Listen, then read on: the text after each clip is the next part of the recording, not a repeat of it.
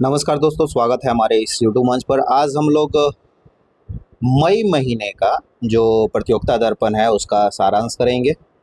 तो चलिए शुरू करते हैं पहले राष्ट्रीय खबर से। पश्चिम बंगाल, असम, तमिलनाडु व केरल तथा पुदुचेरी के लिए विधानसभा चुनाव कार्यक्रम ये जो है इन 5 राज्यों में चुनाव हुआ है हाल में ही। और इसमें से जो महत्वपूर्ण तथ्य है वो है सीट। तो असम में कितनी सीटें थीं? तो असम में 126 सीटों पर चुनाव हुआ है, केरल में 140 पे, पुदुचेरी में 30 पे, तमिलनाडु में 234 सीटों पर, पश्चिम बंगाल में 294 सीट। तो ये सारे सीट्स जो हैं वो आपको ध्यान में रखना चाहिए। तो सबसे ज़्यादा सीटें कहाँ थी? तो ये थी पश्चिम बंगाल में, जहाँ पर कि हाल में ही बीजेपी की सरकार आई।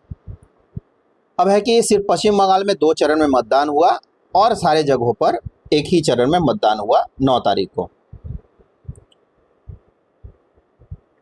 9 अप्रैल को। श्रीमती द्रौपदी मुर्मू स्वदेशी लड़ाकू हेलीकॉप्टर में उड़ान भरने वाली देश की पहली राष्ट्रपति बनी है। ये जो हेलीकॉप्टर है, ये हेलीकॉप्टर का नाम हेलीकॉप्टर प्रचंड है। तो प्रचंड जो है वो स्वदेशी लड़ाकू हेलीकॉप्टर है। अगला है पनडुब्बी रोधी पोत INS अंजदीप नौसेना में शामिल हुआ है। पनडुब्बी रोधी पोत मतलब जो पनडुब्बी को रोकने में सक्षम हो। इसका जो नामकरण है वो अंजदीप एक द्वीप है, ऐतिहासिक द्वीप है, उसके नाम पर हुआ है। अगला है ओमान से INS V कौंडिन्य की सुरक्षित वापसी। बिना किसी धातु या कील का इस्तेमाल किए बिना इसको बनाया गया है। नारियल की रस्सियों से सिलकर बनाया गया है। और ऐसा कहा जाता है कि अजंता एलोरा केव में जो पेंटिंग्स है वहाँ पर ये जो सीप है उसकी आकृति उकेरी गई थी और वहीं से इंस्पायर्ड है, वहीं से प्रेरित है। तो ये मतलब बहुत ही पुरानी 5वीं-6वीं शताब्दी के टेक्निक्स पे बनाया गया है। अगला है सिविल सेवा परीक्षा 2025। इसमें 31% महिलाएं जो हैं उनका रिजल्ट हुआ है। अनुज अग्निहोत्री जो है टॉपर हुए हैं। ये राजस्थान के रहने वाले हैं। गुजरात में UCC पारित हुआ है, अभी हाल में ही उत्तराखंड के बाद दूसरा राज्य बना है। और गोवा में पहले से लागू है, यानी कि गोवा में स्वतंत्रता जो भारत को मिला 1947 में, उसके पहले से ही लागू है। अगला है अनुसूचित जाति द्वारा हिंदू, सिख, बौद्ध के अतिरिक्त अन्य धर्म अपनाने पर SC का दर्जा समाप्त किया गया है। अब यहाँ पर ध्यान दीजिएगा, जो अनुसूचित जाति है, अनुसूचित जाति यानी कि SC कास्ट जिसको बोलते हैं, ये यदि हिंदू, सिख, बौद्ध के अतिरिक्त कोई धर्म अपनाएंगे तो उनका SC का दर्जा समाप्त हो जाएगा, ऐसा सुप्रीम कोर्ट ने कहा है। आंध्र प्रदेश उच्च न्यायालय का एक फैसला आया था, वहाँ भी सेम चीज़ कहा गया था। इसके बाद सुप्रीम कोर्ट मूव किया एक पार्टी ने, और फिर वहाँ पर भी इस तरह का जो है निर्णय दिया गया। कालिंजर किले का पहाड़ी क्षेत्र राष्ट्रीय भू विरासत स्थल घोषित हुआ है। देखिए, कालिंजर किला जो है अपार्कियन अनकॉन्फर्मिटी, विभिन्न परतों के बीच लंबे समय के अंतर का उजागर करती है। यह उत्तर प्रदेश के बांदा जिले में अवस्थित है। ये एक्चुअली जो किला है, उसका जो पहाड़ है, उसमें कई पुराने, अरबों साल पुराने जो हैं वो पत्थर मिले हैं। उसके कई अलग अलग तरह के मतलब समय के अलग अलग पत्थर का जो है मिलना, इसके कारण इसको भू विरासत स्थल घोषित किया गया है। 2 से 2.5 अरब साल पुराने बुंदेलखंड ग्रेनाइट के ऊपर 1.2 अरब वर्ष पुराने कैमूर बलुआ पत्थर, ये जो है वहाँ पे मिला है। नामीबिया, अगला क्वेश्चन, अगला न्यूज़ है। नामीबिया दक्षिण अफ्रीका के पश्चात अब बोत्सवाना से लाए गए 9 चीते। तो चीता लाया गया है बहुत सारे कंट्री से भारत में, तो अब जो है बोत्सवाना से भी लाया गया है। इसको भी कूनो नेशनल पार्क में मध्य प्रदेश में छोड़ा गया है। इसमें जो है कूनो में अभी तक 45 शावकों का जन्म हुआ है और उसमें से 33 जीवित है, यानी कि 12 जो है किसी कारण से उनका देहांत हो चुका है। अगला है न्यूज़, UGC द्वारा जारी 32 फर्जी विश्वविद्यालय। देखिए, इसमें सबसे महत्वपूर्ण है कि संख्या याद रखना, कितने विश्वविद्यालय जो है फर्जी घोषित हुए हैं। तो इनकी संख्या क्या है? ये है संख्या 32। तो सबसे ज़्यादा 12 फर्जी यूनिवर्सिटी जो है दिल्ली में ही है। चलिए, इसमें बिहार नहीं है भाई ना। अगला न्यूज़ है, पंजाब में महिलाओं के लिए नई मुख्यमंत्री मावाधिया सत्कार योजना। कई तरह की योजनाएं जो है महिलाओं के लिए हर एक स्टेट में, नॉर्थ इंडिया में, खासकर साउथ इंडिया में भी बहुत सारे स्टेट्स में चलाए जा रहे हैं। अब पंजाब में जो है नया कार्यक्रम शुरू किया गया है, मुख्यमंत्री मावाधिया सत्कार योजना।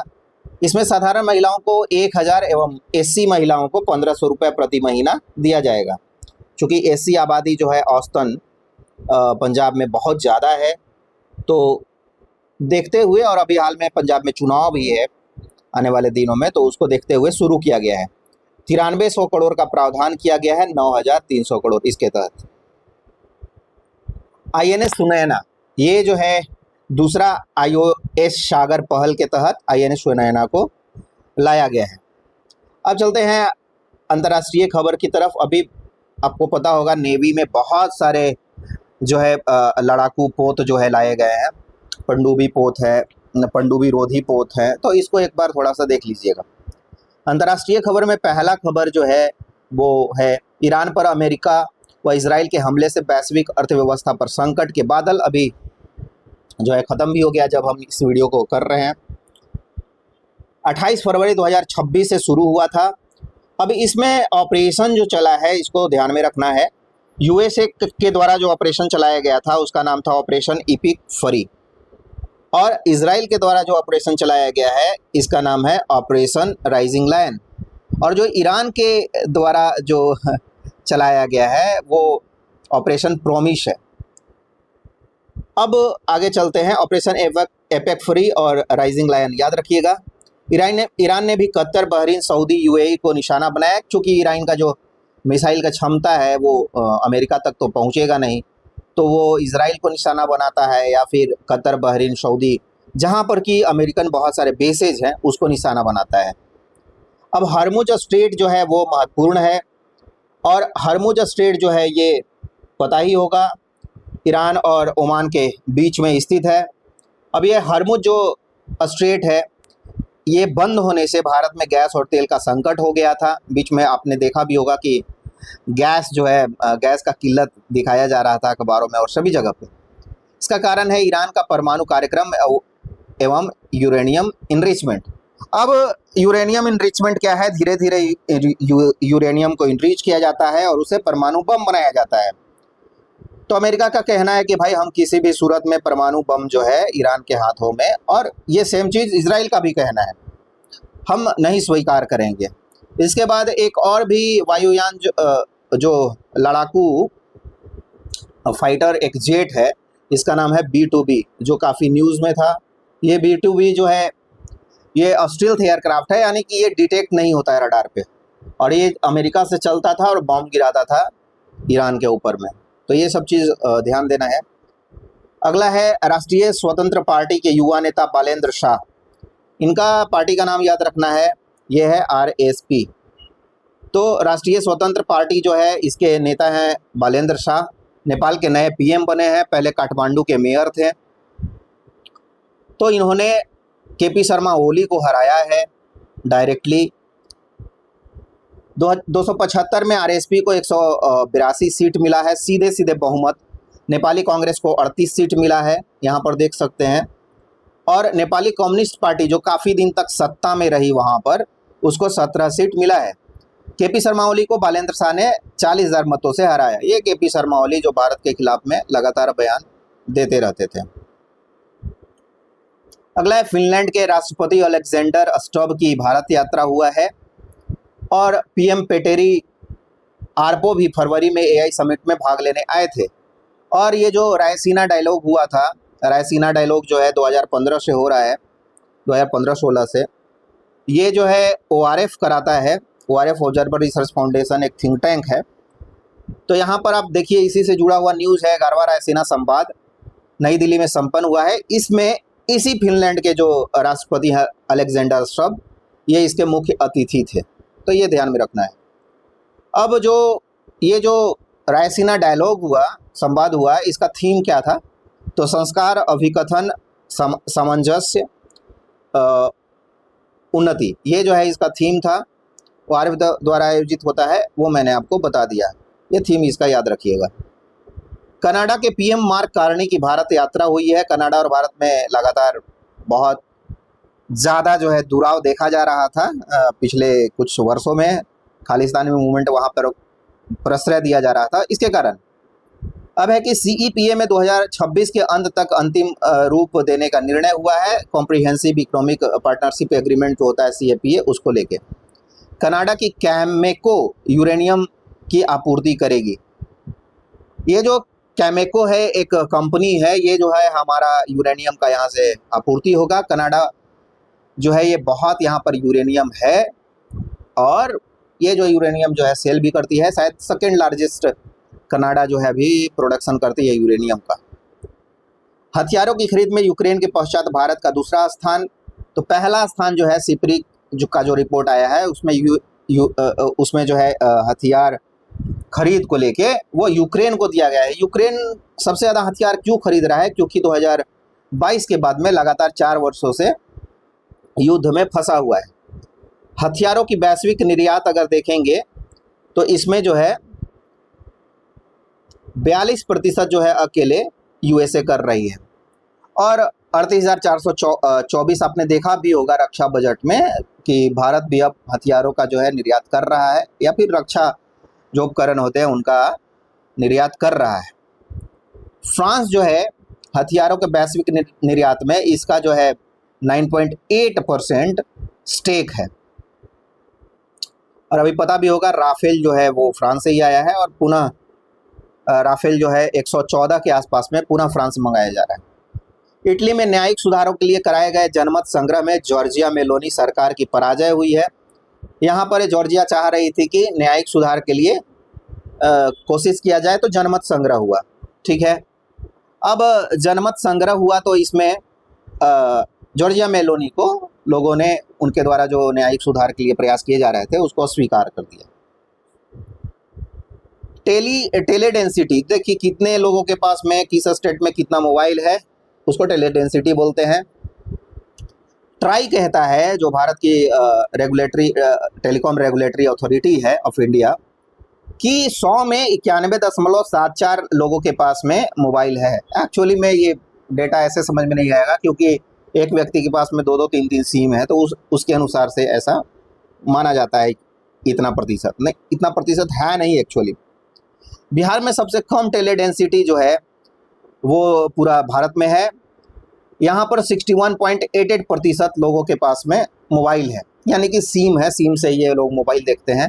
सर्वाधिक जो है वो 359% दिल्ली में है, यानी कि एक व्यक्ति के नाम से लगभग 3.5, चूँकि औसत है तो 3.5 लगभग सिम दर्ज है। अगला न्यूज़ है वर्ल्ड हैप्पीनेस इंडेक्स से जुड़ा हुआ। भारत का 147 देशों में 116वां स्थान है, इस बार सुधार है। सर्वाधिक खुशहाल देश जो है वो फिनलैंड है और सबसे कम खुशहाल देश अफगानिस्तान है जहां पर कि तालिबान की सरकार है।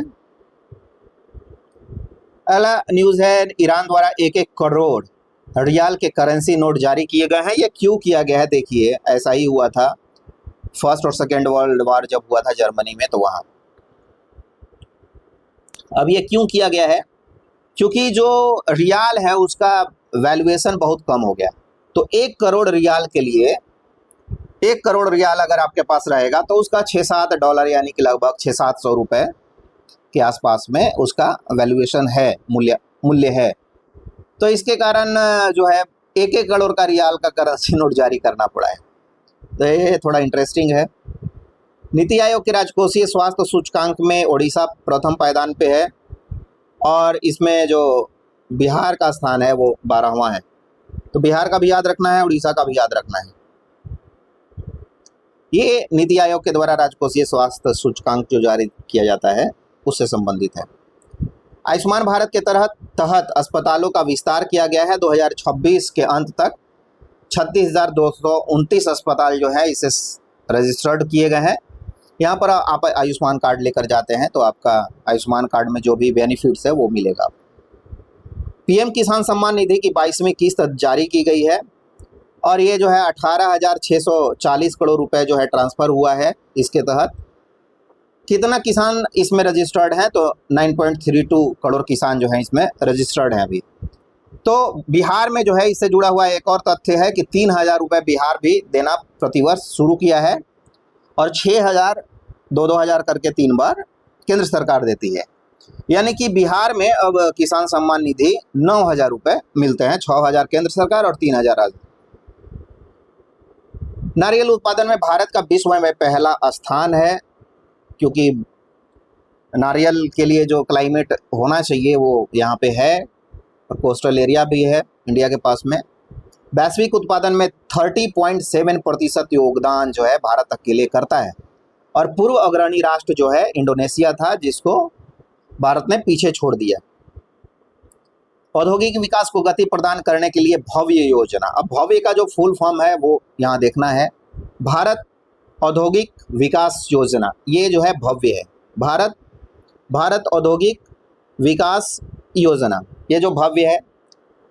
अब इसमें महत्वपूर्ण तथ्य क्या है कि 100 से 1,000 एकड़ तक के 100 प्लग एंड प्ले औद्योगिक पार्क। प्लग एंड प्ले क्या होता है कि प्लग एंड प्ले जो भी औद्योगिक इंडस्ट्रियल पार्क बनाया जाता है, औद्योगिक पार्क बनाया जाता है, वहाँ पे बिजली, पानी, रोड, ये सब सुविधा जो है कंपनी को नहीं बनाना पड़ता है, वो ऑलरेडी सरकार बना के देती है। आप जाइए वहाँ पे सेटअप लगाइए और स्टार्ट कर दीजिए अपना काम।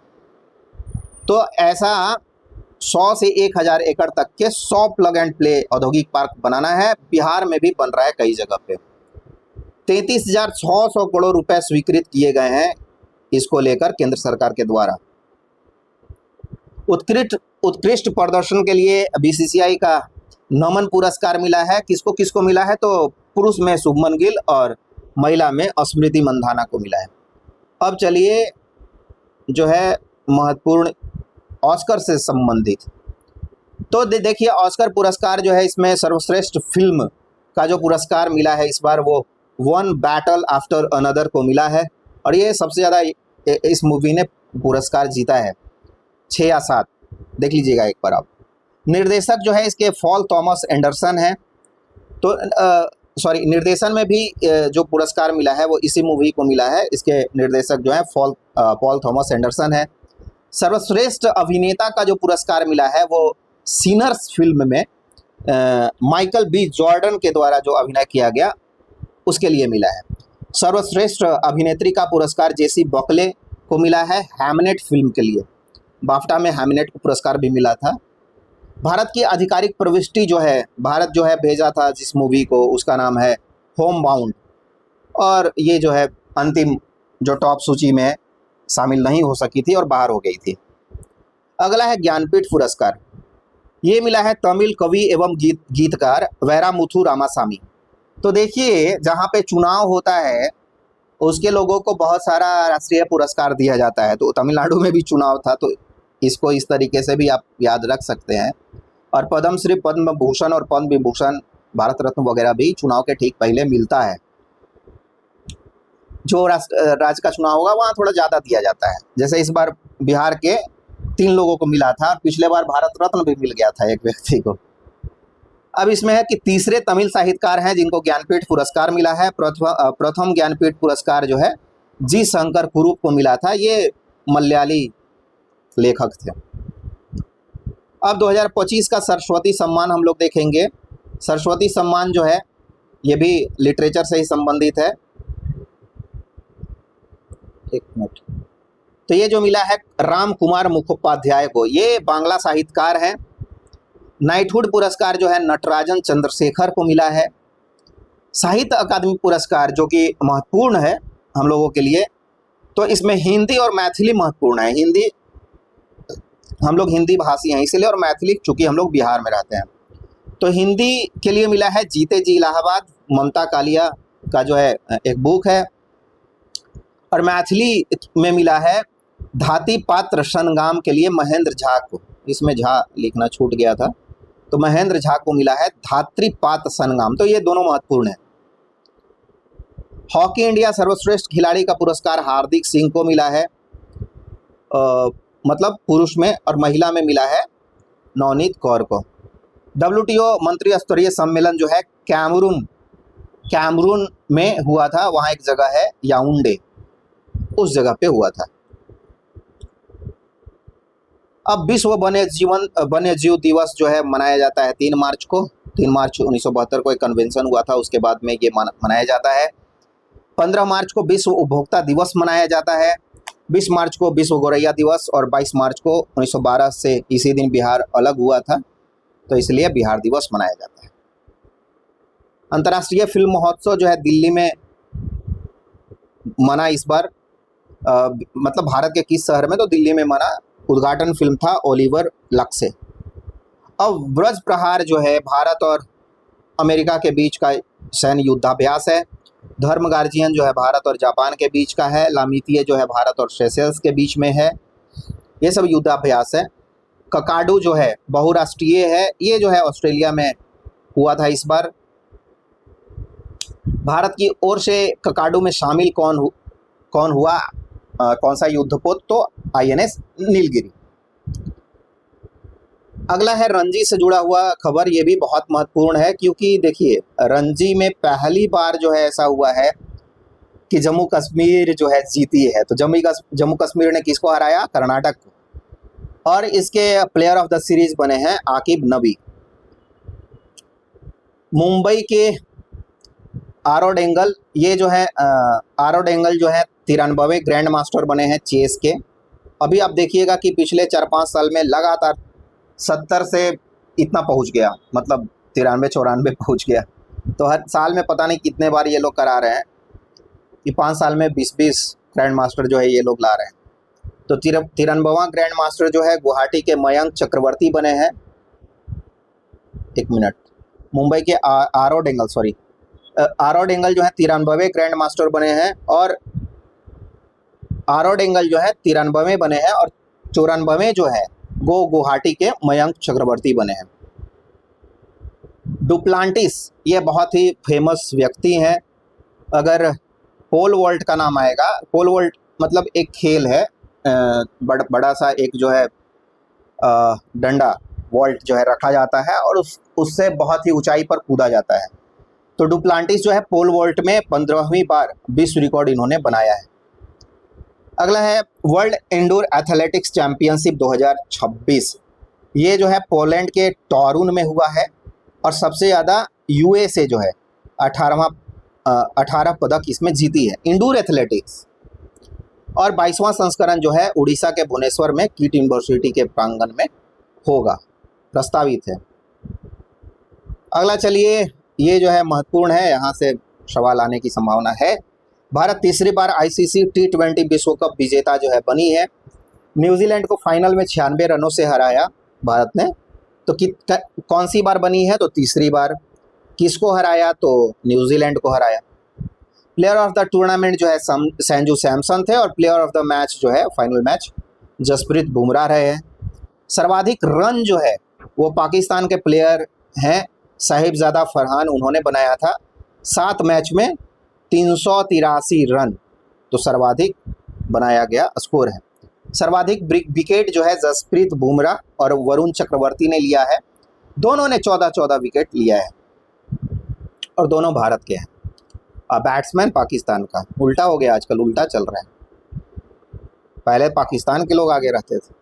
विजेता को जो है 27.48 करोड़ रुपया मिला है, और उप विजेता को यानी कि न्यूजीलैंड को 14.65 करोड़ रुपया मिला है। मेज़बान कौन कौन थे, तो भारत और श्रीलंका थे। अगला आयोजन जो है ऑस्ट्रेलिया और न्यूजीलैंड में किया जाएगा 2028 में, हर एक 2 साल पे होता है। तो इस तरीके से 2028 में ये फिर से होगा। इस तरीके से जो है मई महीने का पूरा पीढ़ी का सारांश खत्म हुआ। कैसा लगा नीचे कमेंट बॉक्स में ज़रूर लिखिएगा। कल मैं अप्रैल का डालूंगा, ऐसे करके पीछे हम लोग चलते जाएंगे, और जून मई, मैं सोच रहा हूँ कि अप्रैल मई 2025 तक का मेरे पास में शॉर्ट नोट्स है, वो पूरा जो है कर लिया जाए एक बार रिवाइज। बहुत बहुत धन्यवाद।